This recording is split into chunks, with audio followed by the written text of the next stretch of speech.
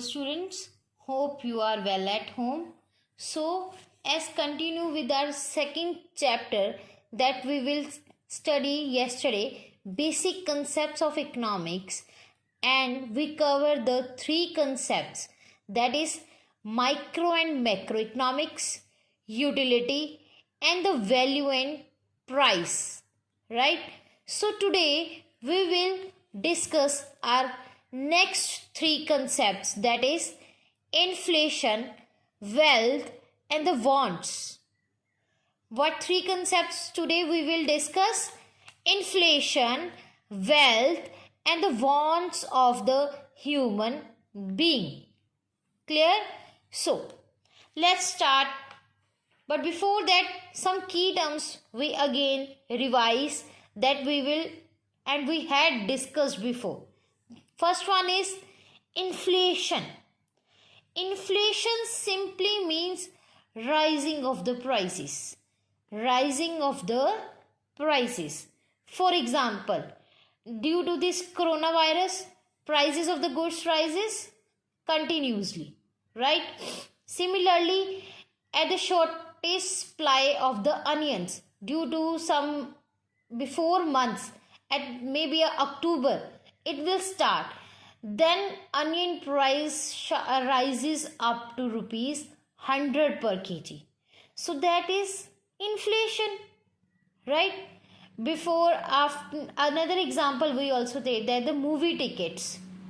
As you all know, you go for a movie, watch movie, right? You buy tickets. Now there is a 500 rupees each person we pay to get a movie ticket. But before 5 years, the two persons can watch movie in 500 rupees. Because of some combos they added, they increase the prices of the movie tickets, right? Similarly, gold prices rises due to the inflation. So inflation simply means prices rises due to the demand of that products, right? Next one is the wealth. Wealth means money, how to earn money, means to do activities and to earn money. Like farmer works in the field to produce a wheat and sell in the market to get money. Similarly, teachers teaches in the school, in the classrooms and get money. So that is the wealth. And the doctor treats his patients, then it is treated as a wealth. Means they do some economic activities, the activities that are related to the money, to earn the money, that is related to the wealth. Next one is the utility. Utility is the satisfying human wants. Power of the commodity to satisfy the human wants is known as a utility. Suppose I'm hungry, I'll eat food. I'll eat idli or one chapati. That is my utility. That one chapati has a power to satisfy my hunger, and that is known as a utility, right? Next one is the scarcity. Scarcity means limited in number. Like I'll give you example of onions. So when the onions are scarce in number, they have rising prices. Because of the heavy rainfall, the production of the onions are not good. So they are limited in number. Similarly, due to the large population, there are less jobs. So jobs are the scarce in number. Similarly, food, due to the much population, there is a food is scarce in and limited in number. So these are the examples that creates a scarcity in the economy. Due to scarcity, there is the importance of the that goods and the human wants that goods. Clear? Next one is the welfare. Welfare means material well-being of a person.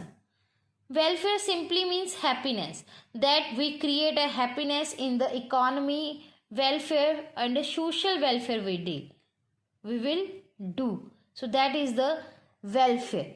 Like food, shelter and the clothes, that are the necessities of life. If all the persons get it, then it is a material well-being of a person. Similarly, like doctor treats its patients. Why? So that he can give them a happiness. So that is the welfare material being, right?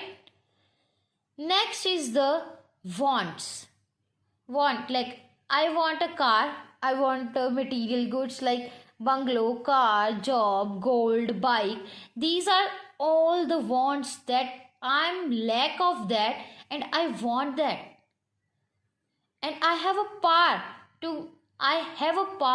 to get that. So that is my want.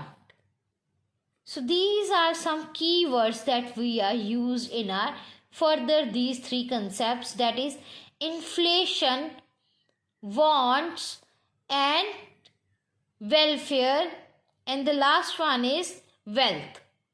Clear? So now comes to the first concept, that is inflation. Inflation means at the one side it increases the prices of the products and the services.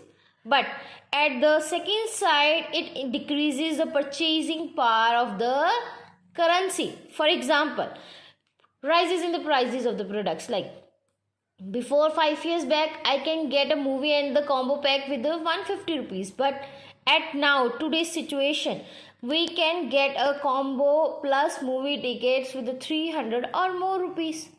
That means the prices of the products and the services are increasing day by day due to the inflation. Clear? But it decreasing the purchasing power of the money. Like I can get one toffee is equals to rupees 1. But as we can see, before 5 years back or before 2-3 years back, we can get 2 or 3 toffees is equals to rupees 1. So what is that? It is the decrease in the purchasing power of the money, that what we get 1 rupees before, now it is not the available that 1 rupee can we get, right? Now there is the two main views of inflation in this: inflation as a monetary phenomena and the inflation as a postful phenomena. In the monetary phenomena, there is a money supply increases, but the supply of the goods did not increase according to the supply of the money. Every person has money, but the goods and the services are limited in nature as scarce. So that scarcity leads to the inflation. Next one is the inflation as postful phenomena. It focuses on the full employment level. Means a person employs in the company as provides their services fully, and production is at the increased pace, but demand again increases. Then after full employment we cannot increase the supply of the goods and services, but we cannot control the demand. So that leads to the inflation. Clear? Next one is the types of inflation. There are the two types: demand pull inflation and the cost push inflation. Demand pull means when the demand increases, then the prices increases, but the supply did not increase, and that leads to the inflation. Clear? First one is, it is also known as a excess demand inflation. In this we said that the aggregate demand in the economy exceeds, but the supply of the goods and the services are not increases. That leads to the rise in the prices and leads to the inflation. So, what are the main causes of demand pull inflation? Means, what are the reasons that demand increases day by day? First one is the increase in money supply. Money supply means at the supply of the money increases day by day. So if the population has the money, they demand more, but the supply did not match with the monetary products. So that leads to the inflation. Next one is the increase in a disposable income. Disposable income is like, take example that father earning per month as rupees 50,000, his expenses per month is rupees 30,000. So he paid that. After that he left out with the money of rupees 20,000. That 20,000 is his disposable income. So now the choice is of that person that he spent that rupees or to save that. But if he decides to spend it, then it leads to the increase in demand, and increase in demand cannot match with the supply of the goods and the services, and the prices rises. That leads to the inflation. Next one is the increase in population. As the population increases day by day, India is the most populated country with a variety of the various religions at there. So population increases, but the demand would not increase accordingly. So that leads to the inflation. Next one is the increase in exports. Exports increases for the foreign, and then the supply did not match in the economy, and that leads to the inflation. Suppose we export the onions at the other countries, and we will reduce the supply in our domestic country, then it leads to the inflation, because prices increases, because demand will not decrease now.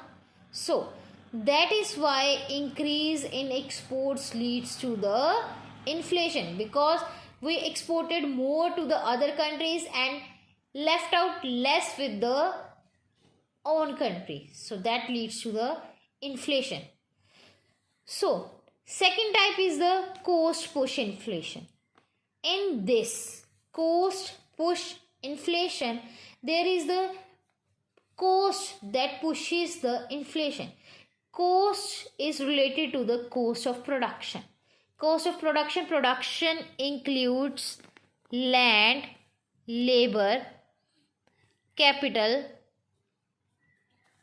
and entrepreneur or the owner of that economy, right? So these are 4 production factors, and they have a cost. Like land gets a rent, labor gets a wages, capital gets a interest, entrepreneur gets a profits, and the material cost is related to the raw material that is needed. So these cost of productions increases, then inflation increases. Like if we pay wages more, the capital wants interest, and the entrepreneur wants more profits, raw material increases its prices, then production cost increases, then prices increases of the products and the services, goods and the services, that leads to the inflation directly. So there are various reasons that leads to the cost push inflation. The reasons are, first one is the rise in prices. Rise in prices or the wages. So when the wages increases, because cost of living is increasing, there are various products, necessities of the life are increases day by day. Clothes, food, shelter, these all costs are increasing. So when costs are increases, wages demand more by the labor. When wages we pay more, that it will lead to the effects to the products prices increases because wages are given to the labor what he produce, right? So rise in prices of the products leads to the inflation. Next one is the increase in prices of the basic materials. Basic materials like steel, chemical, oil that needed in the economy, like oil. Machinery needs oil, electricity. Their prices increases, and when their prices increases, that affects the where the products are produced, because the person gets money from the which he sell in the market. So if he get price, then he pay these cost of production, and these products get, then prices automatically of the goods and the services rises, that leads to the inflation. Next one is the higher taxes. Government imposes taxes like VAT, excise duty, value added tax, sales tax. These are the various taxes, income tax, that leads to the inflation. Because when these taxes are to be paid, these taxes amounts are included in the prices of the products. So when the prices of the products rises, this leads to the inflation. Next is the rise in administrative prices. It includes the prices of postal charges, coal, steel, cement. These are the prices also leads to the rise in the prices of the products and the services, that leads to the inflation. Next one is the international causes. International causes like oil should be imported in the India from the other countries. So if other countries raises the prices of the oil, then that leads to the increase in the price of the oil in our economy. So product increases the price, then product increase the price, that leads to the inflation. Because we will study that if the rise in the prices of the products, that leads to the inflation, right?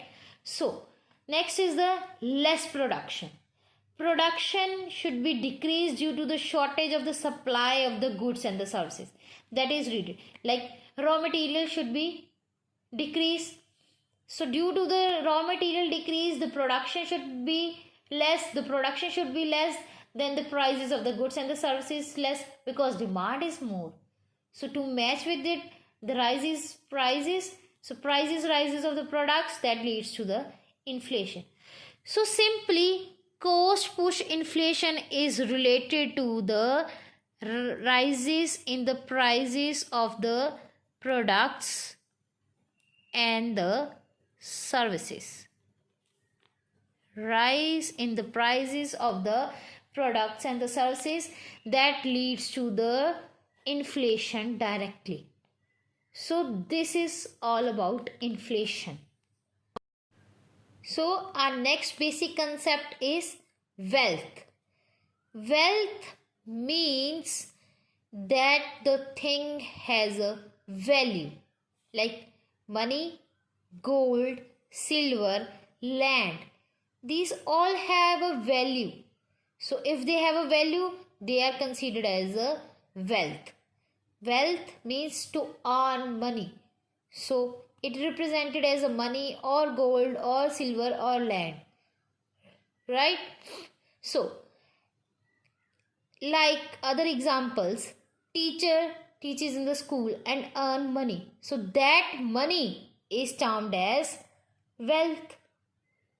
In economics, book, pen, shirt, wristwatch all have a value, then all are considered in the wealth. Clear?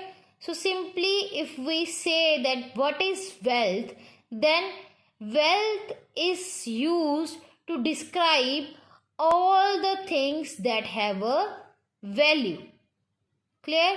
So next we will study its characteristics. There are 4 basic characteristics that is included in the wealth. First one is utility. As we had studied utility, that a want satisfying power or power to satisfy human wants are known as a utility. So if I'm thirsty, I drink water. I'm hungry, then I eat food. That is gives me a utility in numbers. Scarcity. Scarcity includes that the thing should be scarce in nature, like jobs. Because of high population, the jobs are scarce in nature and have a value and have a wealth. Likewise, food, like onions, has a scarcity before few months, so they have a scarce and they have a value, and these are known as the wealth. Who has a more onions have a wealth with him. Likewise, gold is scarce in nature. Who have a more gold have a value and considered as a wealth. So likewise, other example like air and sunlight, they cannot be said as a wealth because they have a value. Air has a value. Without air we can't live. Sunlight has a value, right?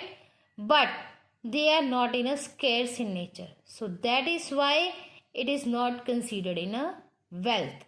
Next one is the transferability. Means the value should be transferred from one person to the another person or from one place to the another place. Then it should be considered as a wealth. Gold can be exchanged with money. Gold can be exchanged with some other things. So that has a transferable value. Then this is known as a wealth. But like BA degree, BCom degree, that cannot be transferable from one person to the another person. Then this is not considered in the wealth. Next one is the externality. Externality is that it should be external in nature. So if the thing is external and not internal and should be transferable and scarce and have a utility, then it should be considered as a wealth. So wealth means that have a value is considered as a wealth. So next is the forms of wealth. There are three forms that we have studied. First is the individual wealth, second the national wealth, and the third one is the international wealth. Individual wealth is related to the individual. Wealth owned by an individual is now called as a private or a individual wealth. Like car, house, his money, land, furniture, books, bank, stock, money with bank. These all are included in the individual wealth. Clear? It should be in the form of money. It should be in the form of assets. It should be in the form of capital. Like farmhouses, factories. These all are included in the individual wealth. Next is the national wealth. National means national wealth refers to that tangible goods that contributes to the production of the goods and the services in the nation. Then it is known as the national wealth. Means all the properties that are related to the public but not privately owned, then it is known as a national wealth. Right? Next one is the international wealth.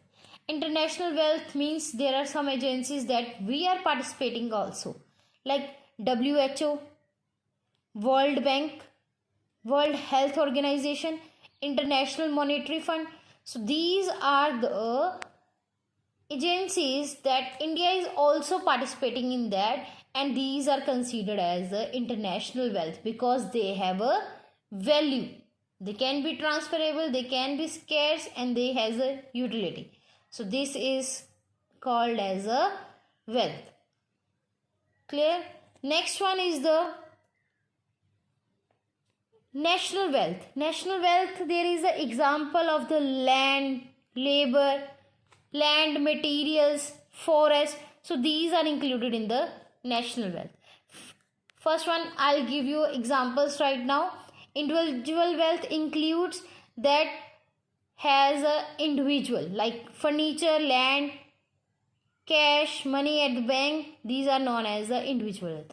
National wealth, that is related to the public or a government, that is land, minerals, forests. These are known as the national wealth.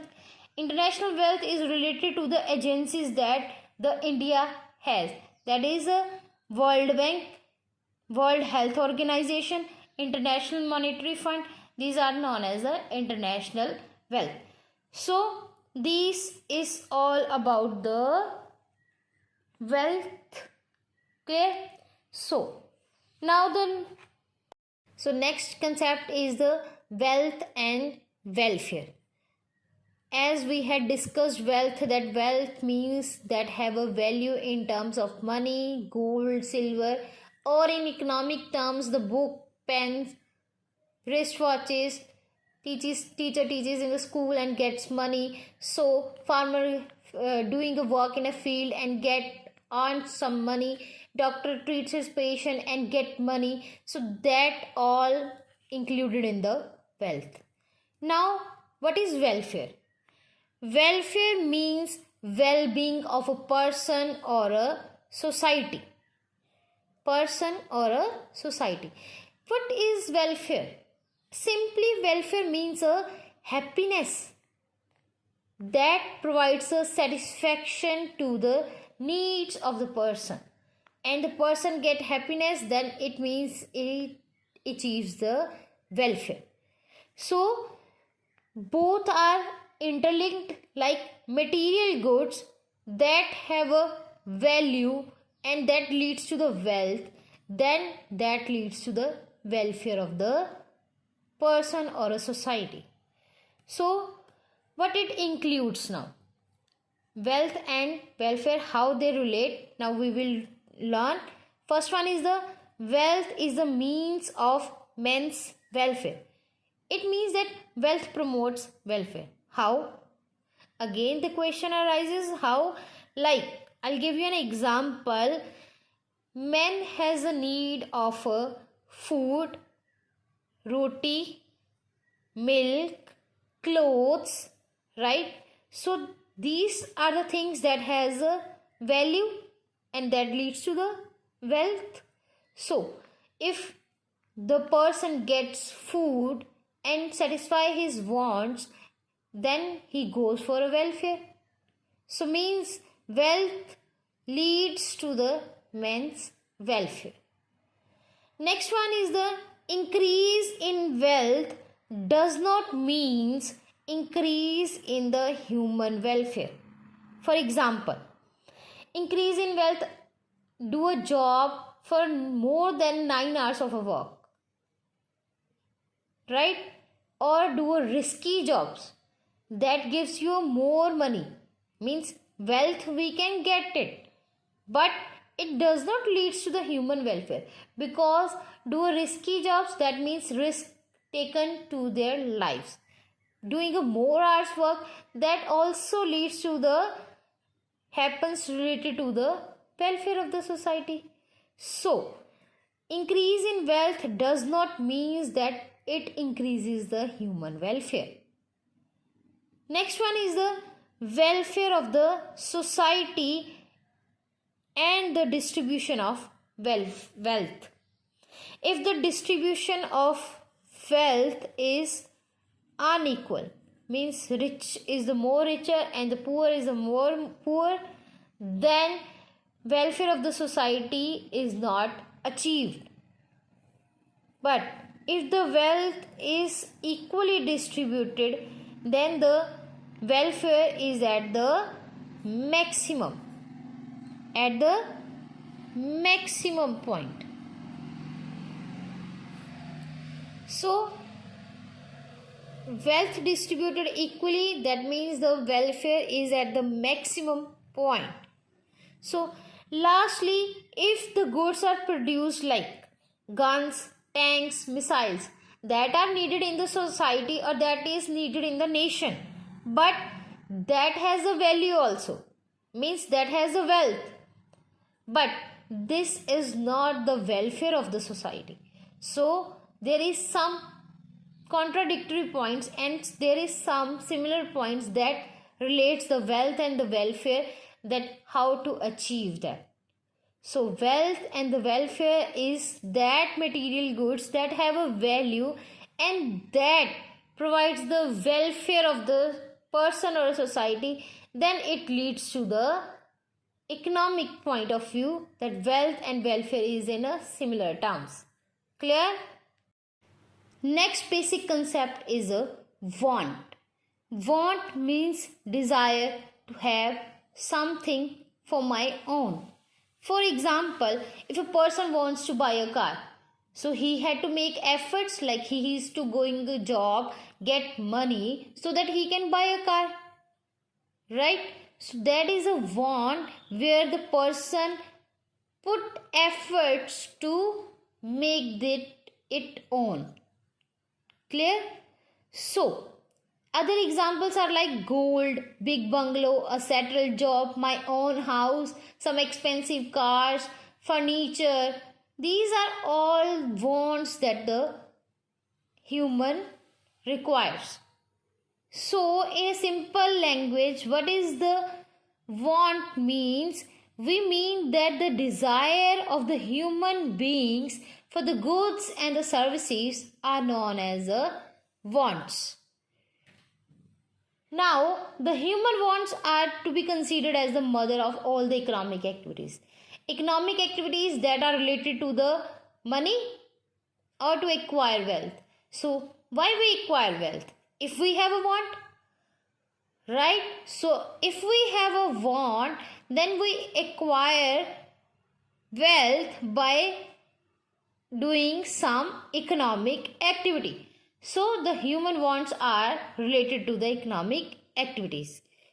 Next one is the characteristics of the wants. First one is the wants are unlimited, because once the one want is satisfied, the next arises, then the next arises. Like first I want to complete my BA degree, then I want to get a job, then I want my own house, then I want my car. Means the wants are unlimited. Next is the each particular want has a limit. Limit in this sense that I'll get a car, so that is my limit. If I'm hungry, then food at that time is my limit to eat and satisfy my hunger. So that each particular want has a limit, and that is included in the wants. Next one is the wants are competitive. Competitive, that wants are unlimited, maybe some are necessary and some are luxuries. So competitive in nature as they are scarce in nature. The food is scarce in nature, all things are scarce in nature. So due to their scarcity, the wants are competitive. So the human wants to satisfy their necessities of life, like food, clothes, shelter, so that he can achieve its necessities. Then he go for a luxuries like gold, silver, big bungalow, settled job, gold. These are all the luxuries of the life. First he will achieve his necessities, so that what he will postpone or what will he decide up to this point, that wants are competitive and scarce in nature.